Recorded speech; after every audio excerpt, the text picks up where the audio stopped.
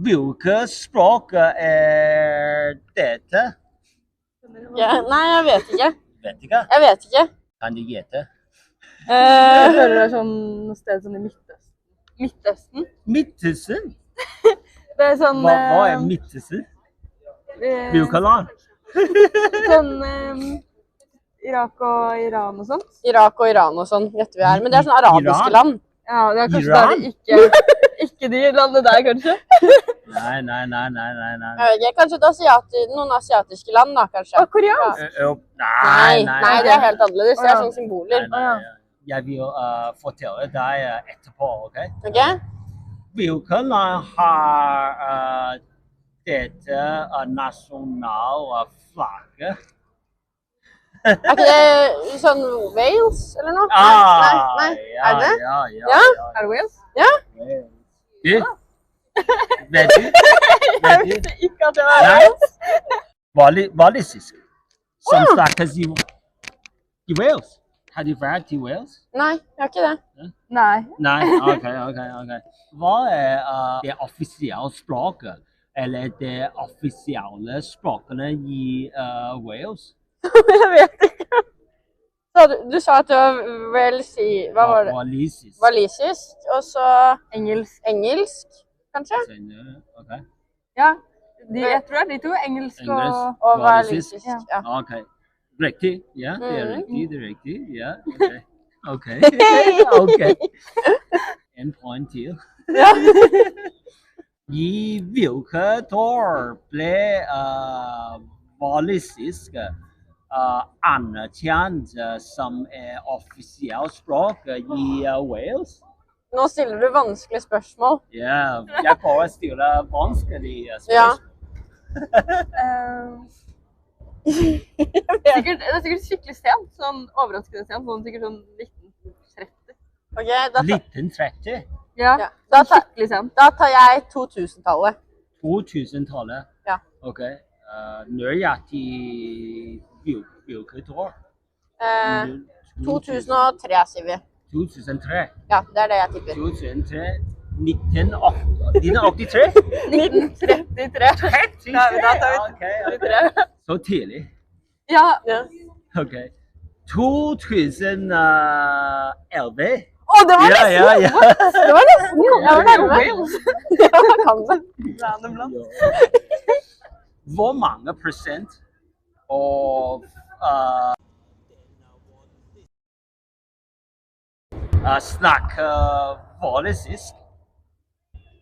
Prosent som snakker Ja, walisisk. prosent. Nei, jeg tipper at det er mindre siden det er om minoriteter. Åja. Så tipper jeg at det er veldig lite, så jeg vil si kanskje Hva er det lite? 17. Du tenker at walisisk Ja, men siden... minoritetsspråk? Ja, var det ikke det du sa? At dette var minoritetsintervju om minoritetsspråk? Okay. Jeg tenker da kanskje 9%. 9? Ok, da var det 9%? Ok, jeg tenker 37. 9%? Ok. Jeg tar 37. 37? Ja. Ok. Stor forskjell? Ja. Okay. 17,8%. Ok, men da må du... Ja, jeg sa egentlig 17 i Du sa 17, du kan gå tilbake. Ja, i 2021, ifølge Storbritannias folketellinger, ja. Er du enig i at walisisk som minoritetsspråk i Wales bør beskyttes og fremmes? Ja, jeg har ikke så mye kunnskap om akkurat det, men det er viktig i form av både kultur og... For å beskytte kultur? Ja. Okay. Ja, og historie. Jeg er litt enig, men ikke sånn vi har jo nynorsk. Nynorsk? Ok, ja. Du snakker nynorsk? Nei, jeg snakker ikke nynorsk. Bergen? Nei, det er dialekt. Nynorsk er skriftspråk. Vi har 2 skriftspråk, bokmål og nynorsk. Og vi har jo nynorsk på vår skole, eller sånn ja. Selv om vi på en måte vi bruker det ikke. Okay. Men det er for å på en måte bevare kultur, men folk er jo uenige at det burde innføres, liksom. Eller sånn fortsettes å ha. kanskje ikke lære det på skolen, men at det kan være viktig for å bevare historie og kultur. Hvilke språk dette? Det gresk? Gresk? Gresk? Gresk? Ok, du sier gresk. Og du? Gresk? Gresk? Ja. Gresk? Ok.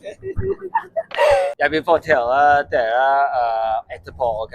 Ok. Hvilke land har dette nasjonale flagget?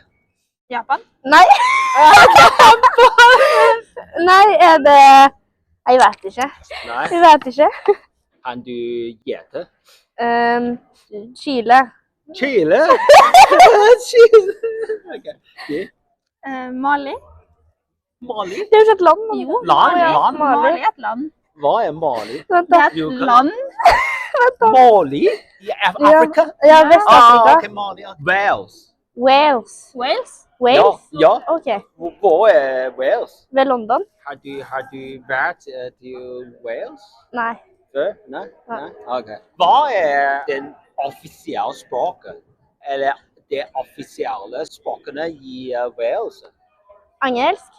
Engelsk, ok. Og du? Engelsk. Engelsk? Bare ett språk? Et offisielt språk? Ja, bare det jeg vet om i hvert fall. Ok. Flagget, Wales, nasjonale flagget, walisisk, Walisisk, ja. og offisielle språk av walisisk og engelsk. Ja. I hvilket år ble walisisk anerkjent som offisielt språk i Wales? Kanskje 1950. 1950? 2000-tallet? 2000? Ja. 2000-tallet? Ok. Ja, det er riktig. 2011, hvor mange prosent av den walisiske befolkningen snakker walisisk? 60. 60%. 60%? 30? 30? Ja. Ok.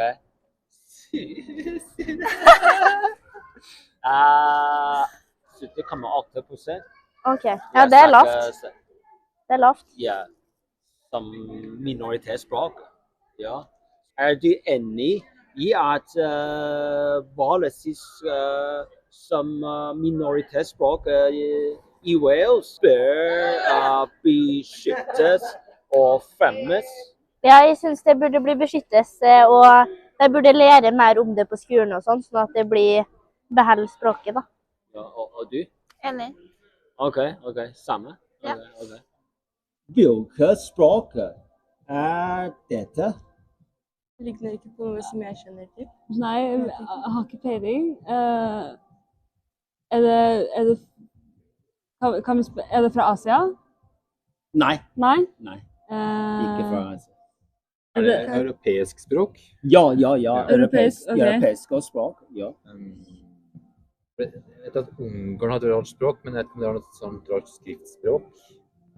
Ungarn? Nei. Det var kjempevanskelig. Ja. Slovakia? Nei. Slovakia, nei. Brukes språket i dag? Ja,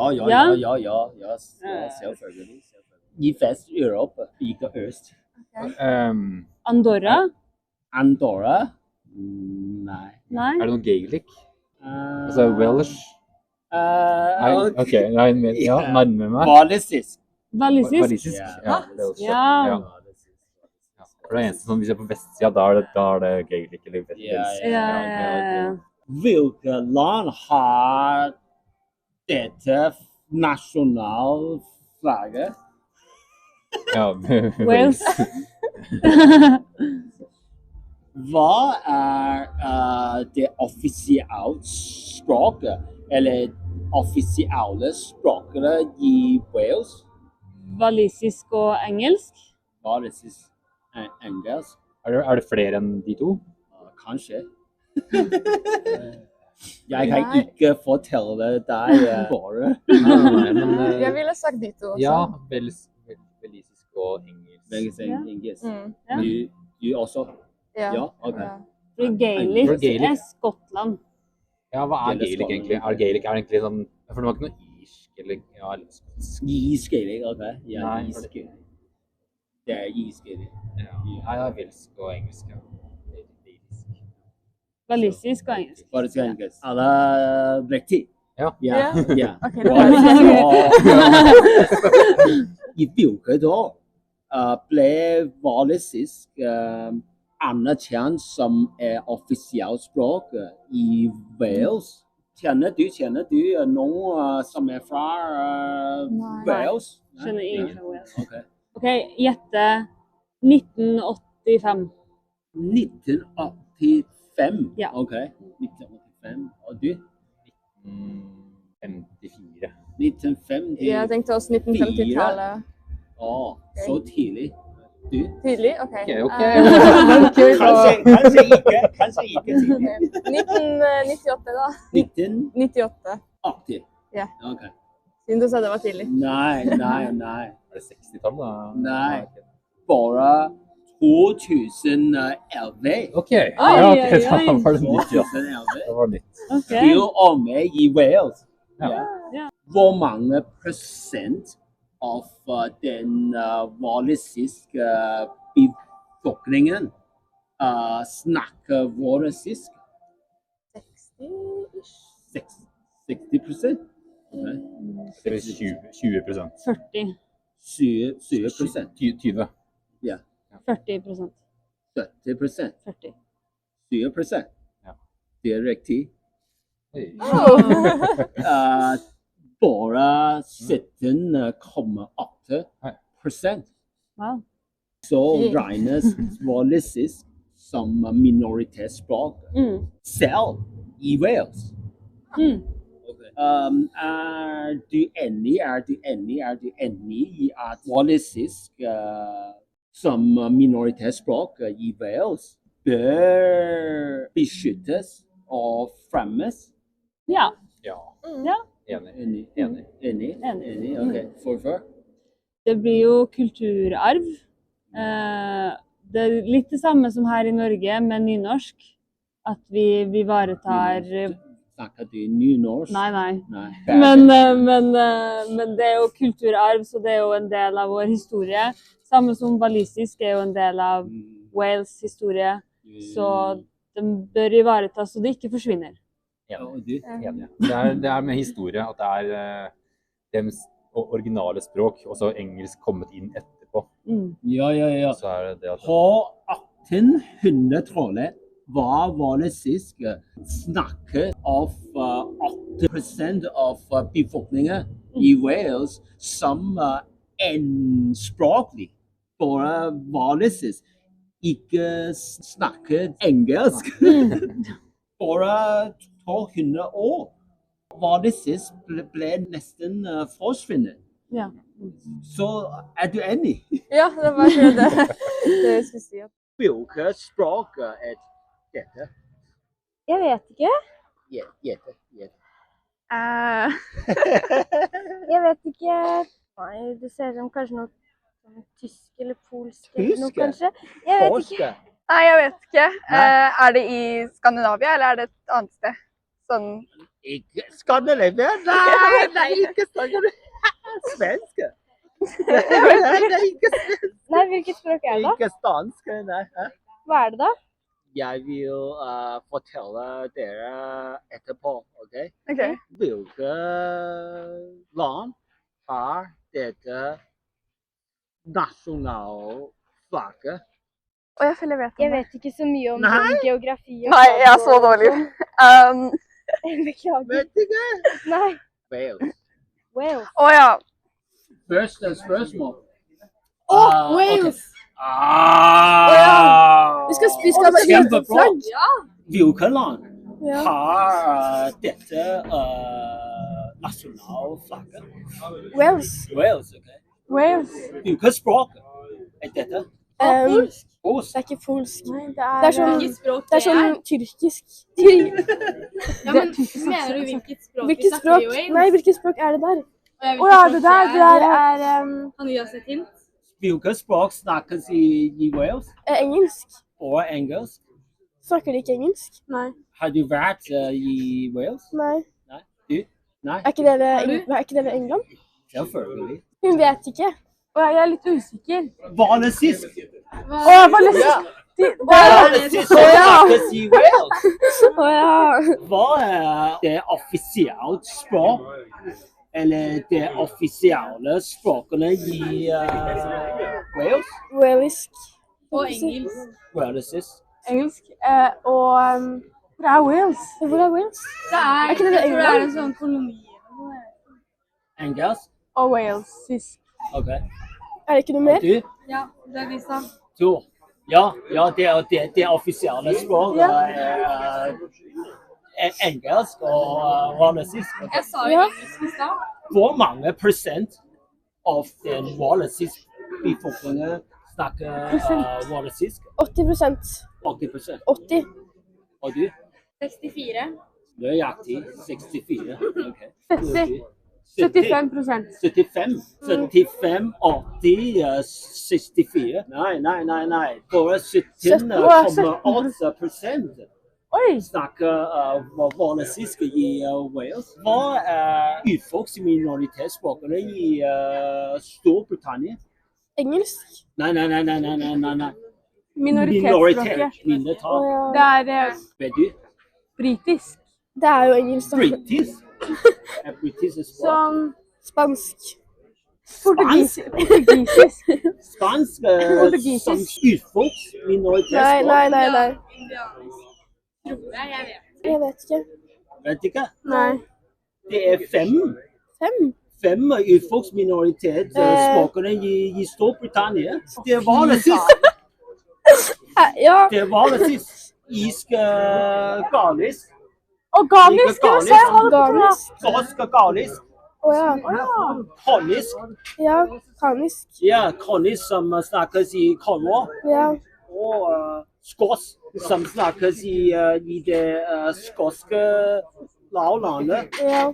Er du enig i at alle urfolks minoritetsspråkene i Storbritannia bør beskyttes Ja. og fremme?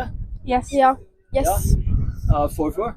Fordi at det var det originale språket, så det burde liksom fortsatt bevares. Og du? Det synes jeg. Jeg synes at de burde lære bort de språkene på skolen. Sånn, fordi det ikke så mange som på en måte vil lære seg urspråk. Det samme som at vi hadde lært oss samisk på skolen. Og det ikke så relevant for mange, men hvis det noen som vil lære seg det, så kan de jo lære seg det selv. Men jeg synes ikke at det noe som... Jeg synes ikke det vits at man skal lære det. Og du tenker at alle urfolks minoritetsspråkene i Storbritannia bør beskyttes og fremmes? Ja. Ja. Hvorfor? Fordi det en viktig del av landet, så det bør bevares fordi det viktig for landet. Hvilke språk dette? Jeg vet ikke. Det ikke en europeisk land i hvert fall. Kan det være Finland? Finsk. Ok, du? Jeg vet ikke. Gjete. Det Europa? Ja. Tsjekk. Ja. Ok, du? Finsk, tsjekk, du? For det her ser litt sånn tsjekk. Ja, Tsjekk, ok, du? Ja, jeg enig med dem, altså. Det samme? Jeg tenker sånn Switzerland. Jeg kan egentlig. Tysk? Nei, sånn Sveits. Sånn Sveits. Er det tysk? Ja. Jeg kikker ut, mann. Er det fransk? Nei, det ikke fransk. Det ikke fransk. Det i hvert fall ikke tysk, da. Det Øst-Europa? Vest-Europa? Ja, øst eller vest? Vest. Vest. Ikke det sånn Litauen, Estland? No, vest. Østland i øst, bror. Litauen øst? Litauen øst? Ja. Finns? Ja, finsk. Det finsk? Jeg tenker Du sa finsk, du? Tsjekk. Ja. Tsjekkisk. Jeg vet ikke ennå. Du? Jeg tror jeg bare tar tsjekkisk som dem. Ok. Jeg vil fortelle dere etterpå, ok? Ja. Ok. Hvilke land har dette nasjonale flagget? Wales. Så, hvilke språk er dette? Gammel Wales.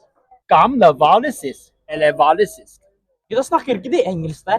Har du vært til Wales? Aldri. Jeg har vært Har i, du vært til jeg har vært i London, men jeg har ikke vært i Wales. Jeg har vært i London, ok. Ikke Wales. Du skal. Du? Nei. Nei, du? Nei. Ok, så Ja, det er walisisk språk. Hva er det offisielle språket, eller det offisielle språkene i Wales? Engelsk. Engelsk? Walisisk. Og irlandisk, de snakker engelsk for å være en dialekt.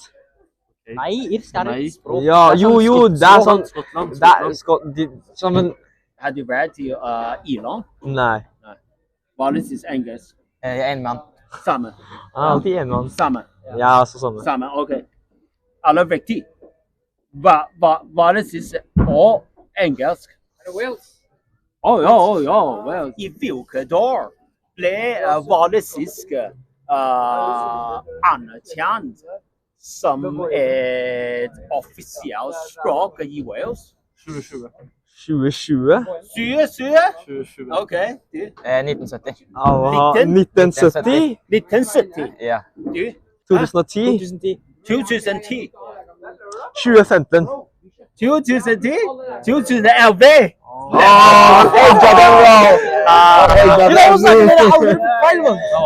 Hvor mange prosent av den walisiske befolkningen snakker walisisk? Sånn 73. 73? Jeg tror det er sånn 27. 27? 10? 38. 38, ok. Du er nærmest 17,8%. Der ser du. Ja. Nei! Du hadde 70, bro! Du hadde 70, bro! Er du enig i at walisisk som minoritetsspråk i Wales bør beskyttes og fremmes? Jeg er enig. Enig, ok. Ja. Hvorfor? Siden var det er et språk der ikke mange snakker, så det burde beskyttes så det ikke blir sånn extinct. Jeg føler vi burde beskytte dette språket, og dette burde være en flerkulturell ting, ikke bare i Wales. De burde lære Ikke bare, ok. Ja. De burde lære det i andre land. Som Som for eksempel England. Ok. Det er som å være same, sånn, da de prøvde å fornorske samer. Ja, selvfølgelig. Også. Og du? Jeg er enig, fordi jeg tror det er mange som snakker det, ikke sant? Og de burde beskytte deres kultur. Beskytte kultur, ok. Og du? Jeg Ikke enig? Ok, hvorfor ikke enig? Om språket ikke blir brukt av mange. Hvilket språk er dette? Tyrkisk. Tyrkisk? Ok. Jeg ville gjette det. Du? Er det her et gammelt nordisk språk eller noe sånt? Gammel norsk? Ikke gammel norsk, men et gammelt språk som ikke Gammelt språk, ok. Gammelt språk. Brukes det fortsatt? Ikke gammelt språk. Ungarsk. Ungarsk, ok. Og du? Jeg tar wild guess, libanesisk eller noe. Libanesisk? Ok. Arabsk? Ok, få svare Jeg da. snakker de arabisk der. Ja. Jeg er ikke feil. Hvilket land har denne flagget? Nasjonale flagget? Wales. Er det Wales? Wales? Ja. Wales. Ja. Så Walisisk. Walisisk, ja. Ja. Walisisk. Ja. Walisisk. Det er derfor det føltes litt sånn der gammel nordisk. Ja, jeg forstår hva du mener. Ok. For det var liksom alle våre bokstaver. Hva er det offisielt, eller det offisielle språket i Wales? Det offisielle språket til Wales? Offisielle språk. Eller det offisielle språk. Kanskje mer enn ett. Det er ikke bare walisisk. Jeg hadde gjettet engelsk. Og engelsk? Nei, men walisisk og engelsk, tenkte jeg. Ok, to. Ja, det tenkte jeg. Jeg tror også det er to. Er det to offisielle, liksom? Walisisk og Engelsk, ja. Og du? Jeg tror også det er de to. Ja, de to, ja. Alle er riktig. Ja, og det er riktig! Nice. I hvilket år ble walisisk anerkjent som en offisiell språk i Wales? Sikkert litt sent, da. Ja, fordi Storbritannia hadde jo kolonier kjempelenge, da. Så kan det ha vært liksom 2015, tipper jeg. så sent? Ja, jeg bare sier det. Fordi koloniene begynte liksom å etter andre verdenskrig. Koloni av engelsk. Ja. Ja. Koloniene deres, det sluttet liksom litt etter andre verdenskrig, så begynte det å bli oppløsninger. Da. Ja. Så, Kan man dra inn noe av det som skjedde med Irland her også? Når det skjedde, når var det? Det var liksom rundt 80-tallet, Ja, eller litt senere 90-tallet. Ja, skal man si Eller noe? var det sent? 1998. 90-tallet liksom. 1998. Men da sier jeg 1992. Ja. 1992. Ja, 1992. Ja. Jeg prøver litt tidligere da. Ok, ja. 1985. 1985. Ja. 2011. Ja! Du sa jo Det var sent. Det var veldig sent. Jeg sa 2015, og så lot jeg meg styre av deres gruppe. Hvor mange prosent av befolkningen i Wales snakker walisisk? Jeg vet ikke, jeg ville gjettet 60%. Ja, 60% sier jeg. Som kan snakke språket, liksom? Eller som snakker det, på en måte. Som prater det. Kan snakke det. Jeg tar feil på alt, men jeg prøver 80%. Jeg sier 70. 80? 70, og så 60. 60. Nei. Oi, da er vi... Walisisk er minoritetsspråk. Ok. Til og med i Wales. Bare 17,8% i 2021. Ifølge Storbritannias folketellinger. På 1800-tallet. 80% av befolkningen i Wales snakker walisisk. Som en språk til bare 17,8% i fra 1800-tallet til 2000. Så i løpet av 200 år da, så... Wow, det er mye. Neste forskning. Er du enig i at walisisk språk bør beskyttes og fremmes i Wales? Ja, akkurat sånn som alle andre språk. Det er viktig, sånn som nå blir jo det også norsk på en måte vasket ut av engelsk. Og det er jo, jeg vil gjerne at språk skal bli bevart, fordi det er jo kultur og det er folket, det hører til historien og identitet, så... Det er jo del av liksom landets historie, Wales og walisisk, og så sier man at det ble et offisielt språk i 2011, så har man jo begynt allerede virkelig som å gjøre det, og ivareta det da. Selv om det er utrydningstruet, og da det forsvinner. Så den tanken der, så tenker jeg også det er fint at man fortsetter med det da. Så er du enig? Jeg er enig i at det er viktig å ta vare på det, men at man kanskje skal gjøre det sånn som Lisa sier, da, gjøre det til et offisielt språk. Kanskje ha teater hvor man snakker det, men ikke tvinge det på. Men man må skrive det i nyheten, sånn som man gjør med samisk og nynorsk. Og så kanskje også ikke at det er avgjørende for at det skal komme inn på noe, og det blir sånn veldig viktig som skoleutdannelsen da, for eksempel. Eller sånt. Men det burde være en del av skolen. Ja, det burde være en del av undervisningen. Sånn som alle språk. Jeg synes liksom alle språk som lever per nå burde ivaretas så godt man bare kan. Hvilke språk er dette? Jeg vet. Nei, jeg vet ikke. Gjett. Gresk? Gresk? Nei, jeg vet ikke. Ja, men det må jo være noe sånt. Ja. Ja, gresk. Ok, jeg vil fortelle deg etterpå. Ok. Hvilke land har et nasjonalflagget? Wales. Ja. Wales. Direktiv. Så, walisisk. Walisisk. Hva er det offisielle språket, eller offisielle språkene i Wales? Engelsk og walisisk. Walisisk, engelsk. Og du? Ja, det er jo det. Samme? Ja, ok. Ja, riktig. I hvilket år ble walisisk anerkjent som en offisielt språk i Wales? 1978. 1978, ok. Og du? Nei, 1978. Jeg vet ikke. 1978, Jeg vet ikke. 2011. Ja. Hva er det da? Hvor mange prosent av en walisisk befolkning snakker walisisk? Det er ganske lite, tror jeg. Snakker hva da? Som snakker walisisk. Jeg tror de fleste snakker engelsk. Hvor mange prosent? 20%. 20%? 25. Ja. 20%. Nei, 10%. 10? 17,8. Ja, ok. 8%. Hva var det du sa? 25? Nei, du var ned. Men du sa 7 først. Ja. Er du enig i at walisisk språk bør beskyttes og fremmes i Wales? Ja, absolutt. Det er jo en stor del av kulturen til Wales da. Og historien, så det er jo viktig. Jeg er enig. Det burde fremmes. Nei, det er jo viktig for folket som bor der da, å få fram språket. Hvilke språk dette? Veldig mye. Det var vanskelig. Liksom, jeg kan forestille meg at dette er velsk eller irsk. Irsk? Irsk, kanskje, eller tar jeg helt feil? Irsk som snakkes i Irland? Ja. Ok, irsk. Og du? Sørøst-Europa et eller annet sted.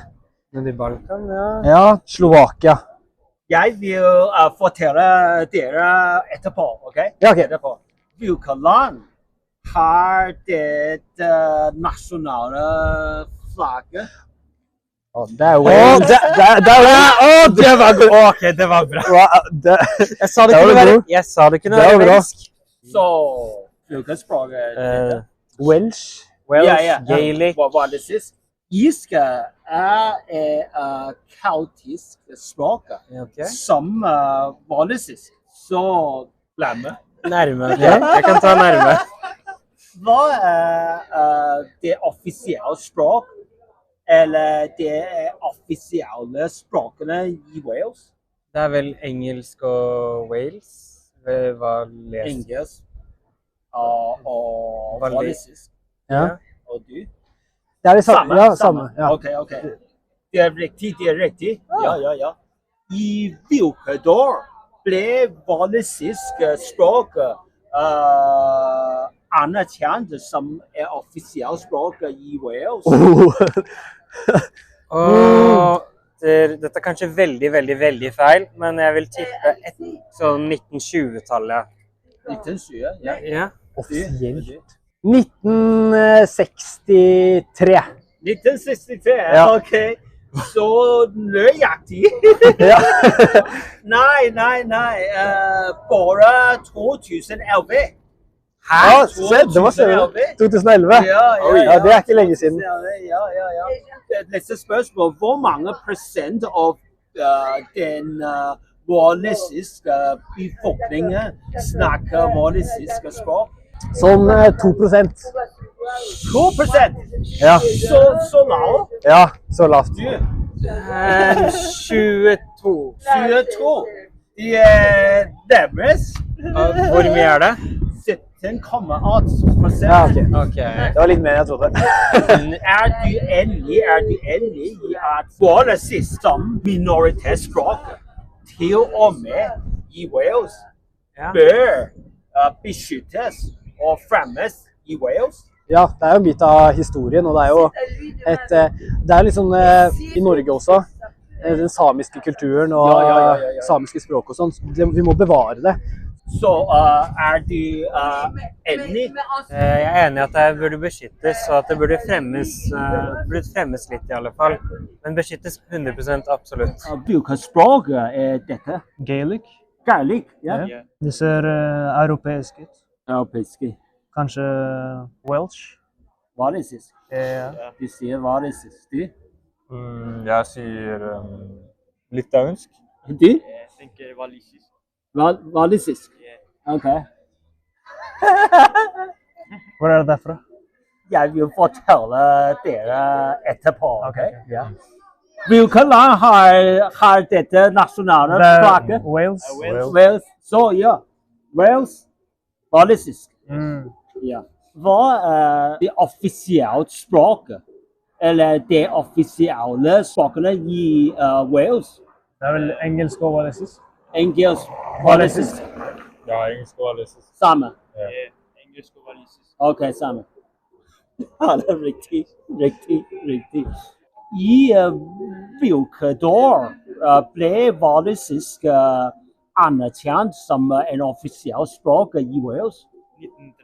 1970. 1933. 1950. 1950? Nei. Bare 2011. Hvor mange prosent av den walisiske befolkningen snakker walisisk? 5%. 5%? Så lavt? Jeg tror ikke folk snakker så mye. Okay, så 5%, og du? 30. 30%? Ja. Ok, så høy. Og du? 12%, ok. 12%. 17,8%. 17? Ok. Yes, nærmest. Ja. Walisisk minoritetsspråk. Til og med i Wales. Så er du enig i at walisisk bør beskyttes og fremmes i Wales? Ja, jeg tenker det. Ja? Det er nasjonalspråket deres. Ja. Det er en del av historien. Og så det er en del av Wales, så det burde beskyttes. Ja, ok. Ja. Og du? Jeg er enig i det, altså. Hvilke land har dette nasjonalflagg? Jeg kjenner flagget. Kjenner? Ja, Wales. Okay.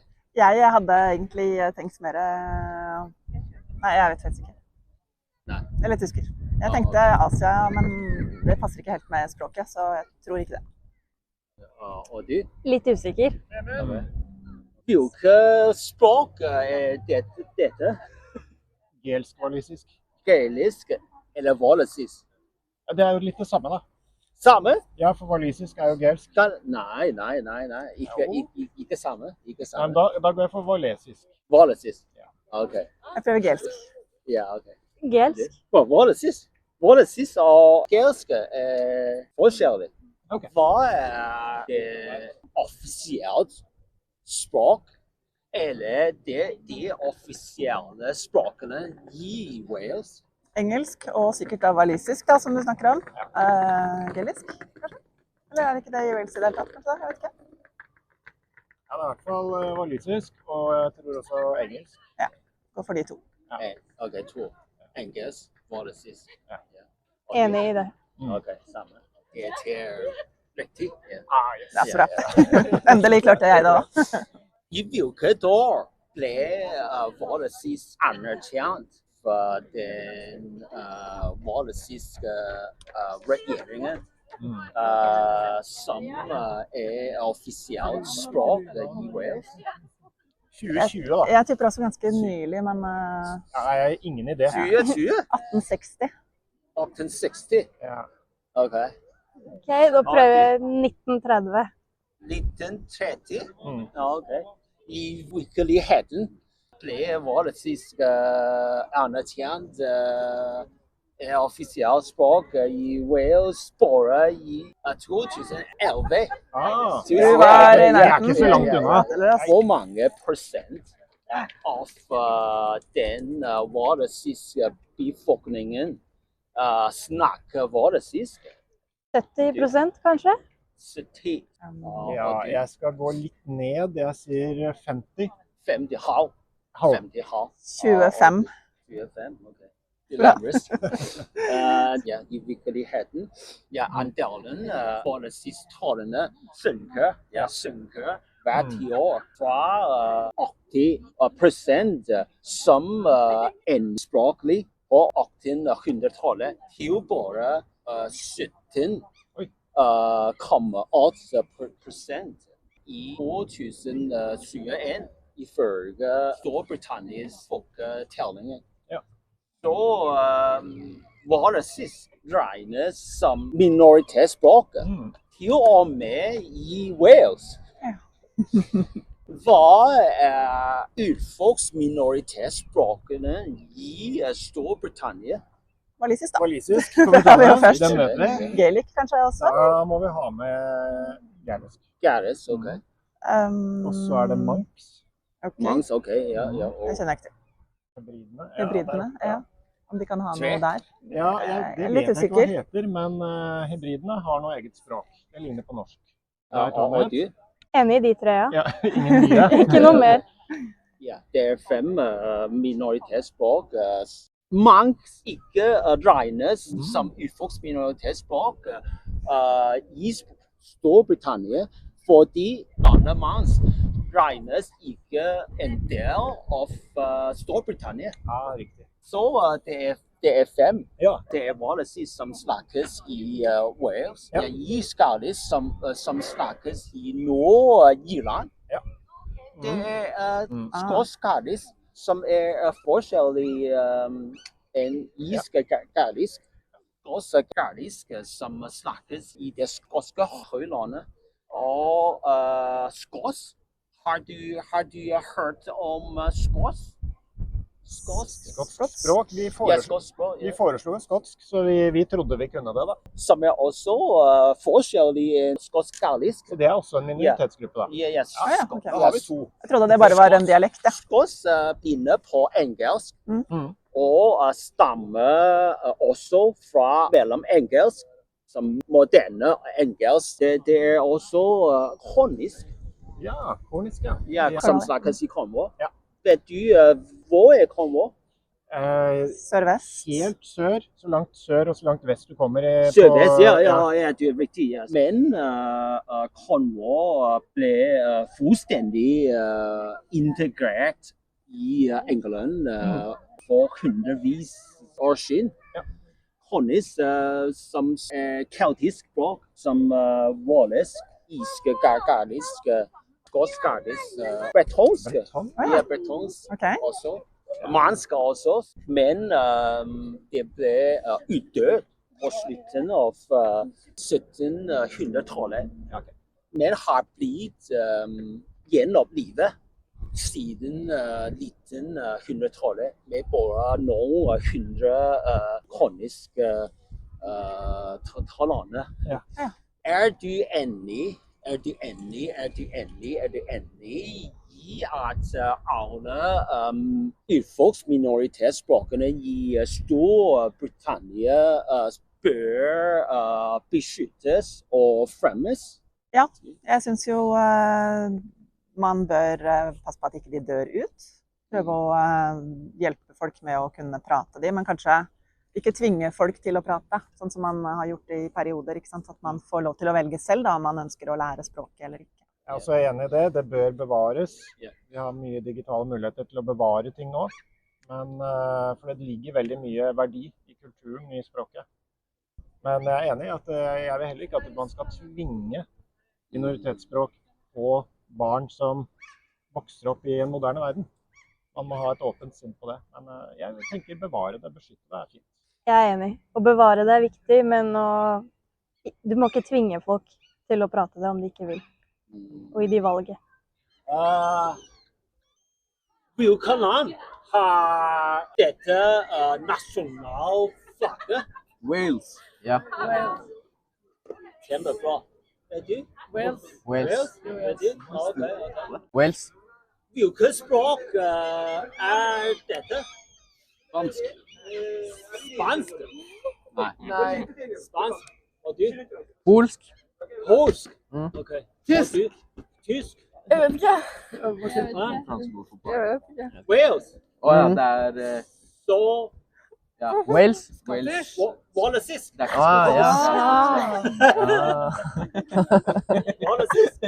Ja, det skjønner jeg. Hva det offisielle språk, eller de offisielle språkene i Wales?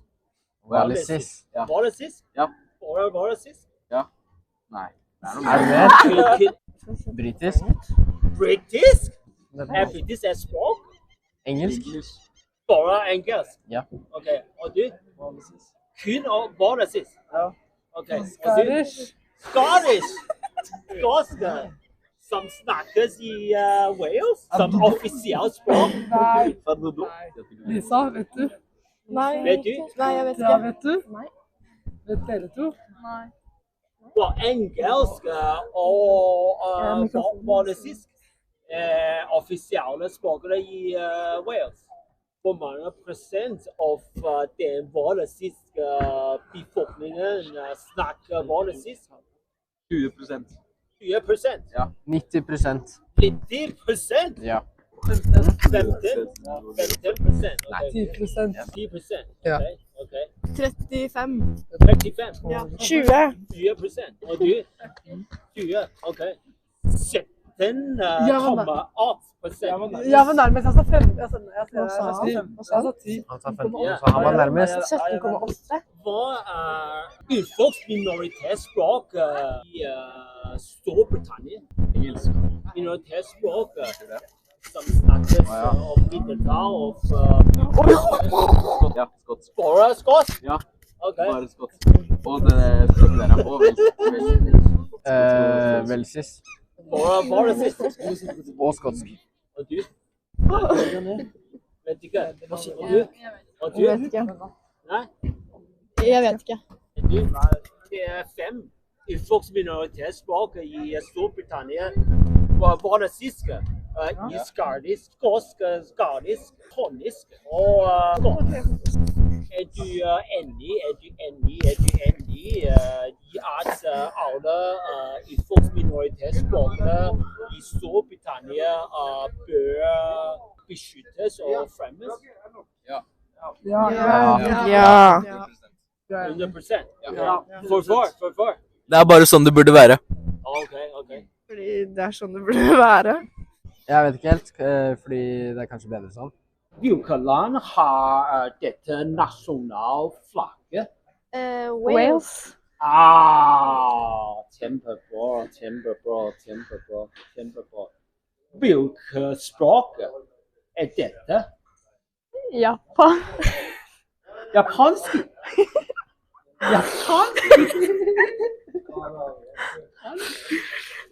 Ja, du? Russisk. Russisk? Ja. Russisk? Nei. Engelsk. Ja, ok. Hva er engelsk? Well, så hvilket språk er dette? Hva er det sist? Hva er det offisielle språk? Eller de offisielle språkene i Wales? Engelsk. Og engelsk? Fransk. Fransk?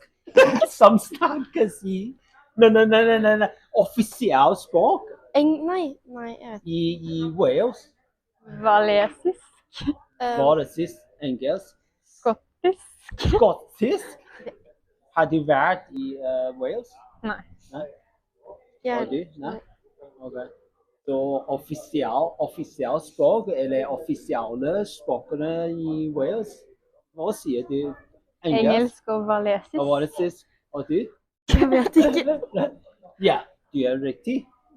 Engelsk og walisisk, som er anerkjent av den walisiske regjeringen som offisielt språk. Hvor mange prosent av den walisiske befolkningen snakker walisisk? 70. 70? Ja. Samme? Ja. Ok. Nei. Mye lavere. Det er bare 17,8% av den walisiske befolkningen snakker walisisk. Hva er urfolksminoritetsspråkene i Storbritannia? Engelsk. Minoritet. Ja. Mindretall. 80. Nei. Hva er urfolksminoritetsspråkene? Fransk. Fransk? Ja. Fransk regnes som urfolk i Storbritannia? Jeg vet ikke. Har du lært om Storbritannia på skolen? Egentlig ikke. Nei? Det er 5 urfolksminoritetsspråkene i Storbritannia var rasistisk. Ja, som snakkes i Wales. I skalisk, som snakkes i Irland. Skotsk galisk, som snakkes i det skottiske høylandet. Også, som snakkes i skotske lavlandet. Har du hørt om konisk? Nei. Konisk? Nei. Cornwall? Cornwall? Nei. Nei? Du enig i at alle urfolksminoritetsspråkene i Storbritannia bør beskyttes og fremmes? Hvorfor? Fordi jeg tenker det er viktig å få fram urspråkene. Og du? Akkurat det hun sa. Samme. Samme.